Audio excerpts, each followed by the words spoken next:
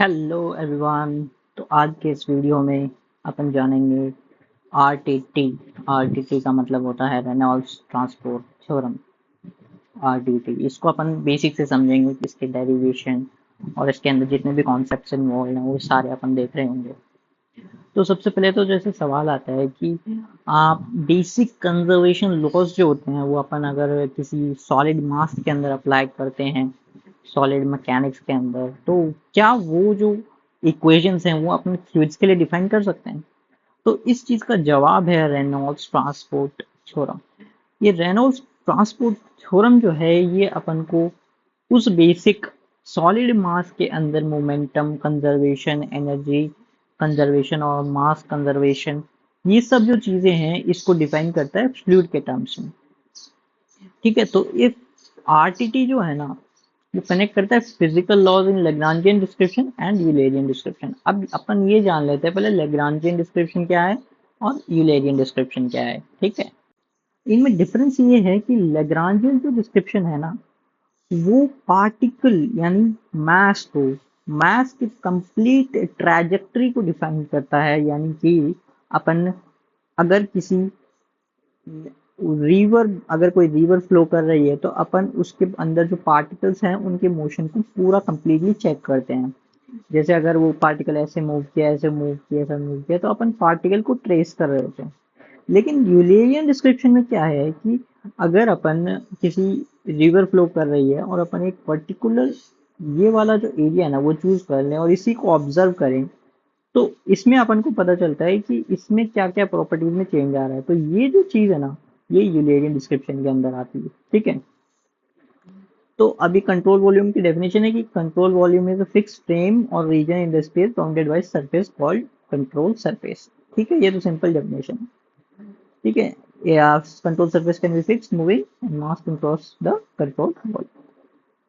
तो अभी आरटीटी यानी रेनॉल्ड्स ट्रांसपोर्ट थ्योरम जो है उसकी दो क्लासेस हैं, कैटेगराइज इनटू टू क्लासेस। तो पहली तो है एक्सटेंसिव प्रॉपर्टी, दूसरी है इंटेंसिव प्रॉपर्टी। एक्सटेंसिव प्रॉपर्टी वो प्रॉपर्टीज होती है जिनकी डिपेंड करती है मास के ऊपर, जैसे मोमेंटम, वॉल्यूम, मास। मास ज्यादा होगा तो एक्सटेंसिव प्रॉपर्टी ज्यादा होगी, मोमेंटम ज्यादा होगा तो एक्सटेंसिव प्रॉपर्टी ज्यादा होगी। तो ये एक बेसिक डेफिनेशन है। फिर आता है अपना intensive property, whose value is independent of mass। मास पे डिपेंड ही नहीं करती, जैसे डेंसिटी है, वेलोसिटी है। यार अगर बड़ा मास एक वेलोसिटी से मूव कर रहा है, छोटा मास एक वेलोसिटी से मूव कर रहा है, वी डैश, तो ये बात तो क्लियर है ना कि वेलोसिटी जो है वो डिपेंड नहीं करेगी मास के ऊपर कि भाई मास कितना है, इस बात पे डिपेंड नहीं करता।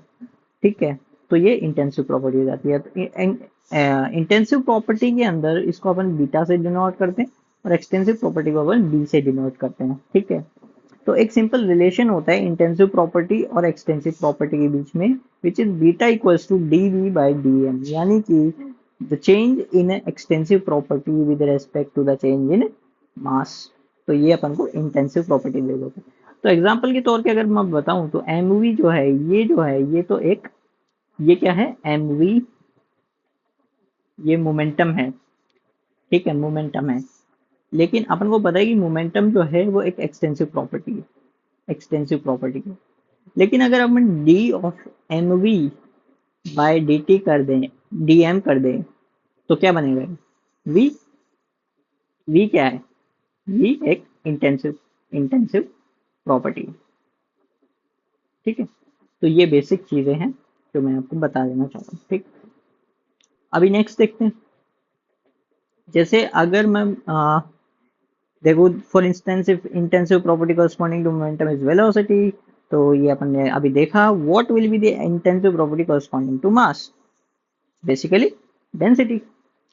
So now we assume that a small amount of mass has extensive property dB within control volume cv। ठीक है, तो टोटल एक्सटेंसिव प्रॉपर्टी कितनी हो जाएगी? Integration of beta DM.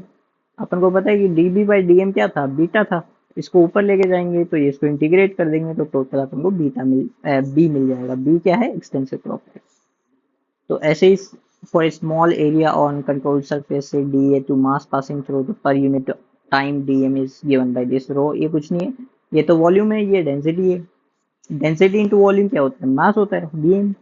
ठीक है, and the total change of extensive property through the control surface in delta t is given by this। ठीक है, डेल्टा टी टाइम के अंदर अपन देख रहे हैं तो डेल्टा टी से मल्टीप्लाई हो जाएगा और ये अपने पास ये इक्वेशन बन जाएगा। अगर अपन इसको कंट्रोल सरफेस के ऊपर इंटीग्रेट कर दें और ये सिंपली डीएम को रिप्लेस कर दें, ठीक है, रो रो वी डी ए ये जो पार्ट है ये डीएम है, ठीक है ना, ये सिंपल अपन को याद रखना है। ठीक है, inflow result in negative delta we and outflow result in positive delta we. ठीक है, ये हमेशा अपन को कन्वेंशन है, साइन कन्वेंशन है, वो याद रखना।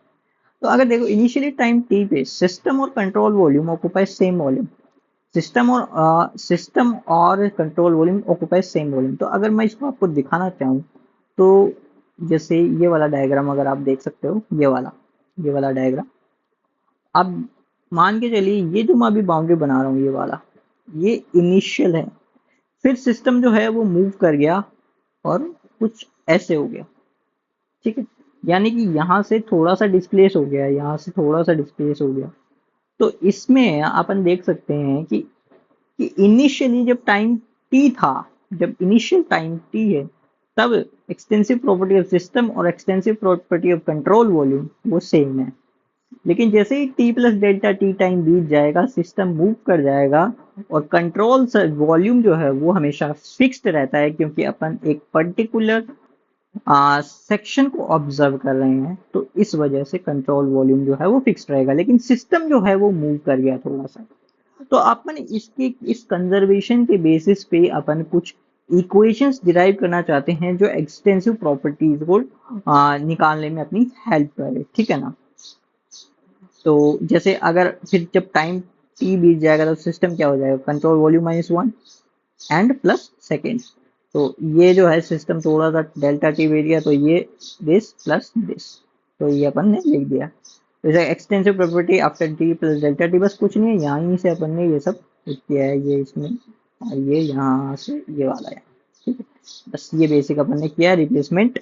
और फिर अपन ने इस इक्वेशन को और इस इक्वेशन को सब्ट्रैक्ट कर दिया एक दूसरे से, ताकि अपन चेंज इन एक्सटेंसिव प्रॉपर्टी को निकाल सकें।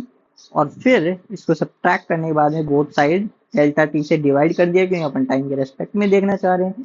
ये चीज बेसिक क्या हो जाएगी, d of d c we by D t, ये क्या हो जाएगा, d b system by D t. ठीक है, लेकिन अपन को इसकी वैल्यू अभी निकालनी बाकी है, इसका थोड़ा सा अपन खेल देख लेते हैं। तो अपन ने सिंपली पहले देखा है, अभी अपन एक एक टर्म को एक्सपैंड कर रहे हैं बेसिकली। तो सीवी का डेल्टा टी टाइम पे क्या हो जाएगा, वो तो बीटा रो डीवी हो जाएगा। ठीक है, कंट्रोल वॉल्यूम के ऊपर।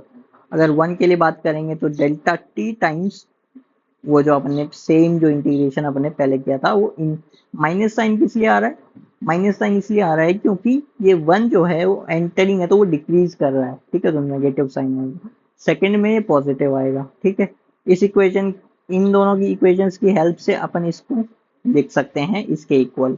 ठीक है, और फिर अपन जब इसको एक simple expression of the right intensive extensive property exchange to the entire control volume, it can be represented as surface integral over the control surface. ये अपन को पता है, एक बेसिक थ्योरम है, उसके बेसिस पे अपन ये क्लियरली बोल सकते हैं कि cyclic integral of beta rho v d A across the cross surface, what do you call this, control surface is called is the total thing that we want to determine. ठीक है, तो as per RTT the rate of change of an extensive property of a fluid mass is equals to rate of change of extensive property stored in the control volume।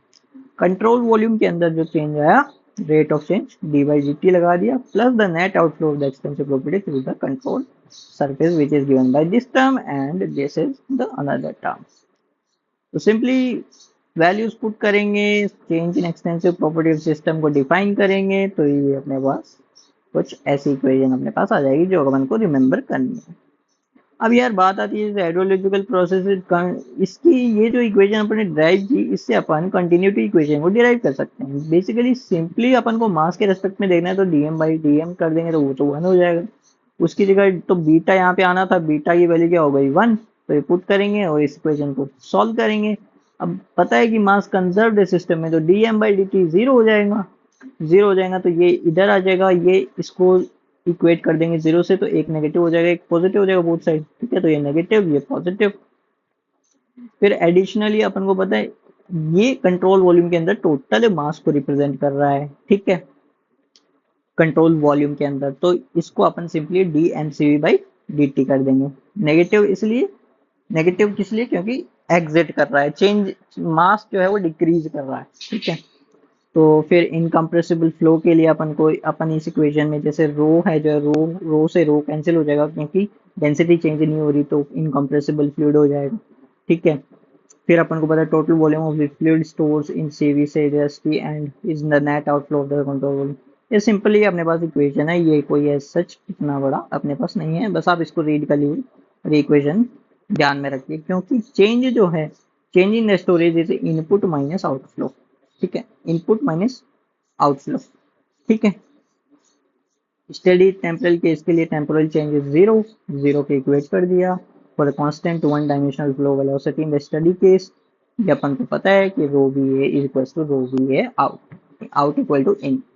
इससे अपन continuity equation derive कर सकते हैं। वैसे ही momentum equation के लिए beta की जगह अपने पास आ जाएगा v, जो कि है, तो कैपिटल बी जो हो जाएगा वो एम वी हो जाएगा, और सिंपली अपन इक्वेशन को पुट करेंगे और ये इंटीग्रेशन वगैरह स्टेडी फ्लो के लिए अपन देख सकते हैं कि ये वाला टर्म जीरो हो जाएगा और ये वाला टर्म बचेगा। और अपन को पता है study uniform flow has velocity in and out of this system is same, तो net force on the system is zero, ठीक है। ये स्टडी फ्लो के लिए इक्वेशन हो जाएंगी, ठीक है। तो ये बस इतना ही था आरटीटी के अंदर, रेनॉल्ड्स ट्रांसपोर्ट थ्योरम के अंदर। मिलते हैं किसी नेक्स्ट वीडियो में, see you in the next one, till then take care, bye bye.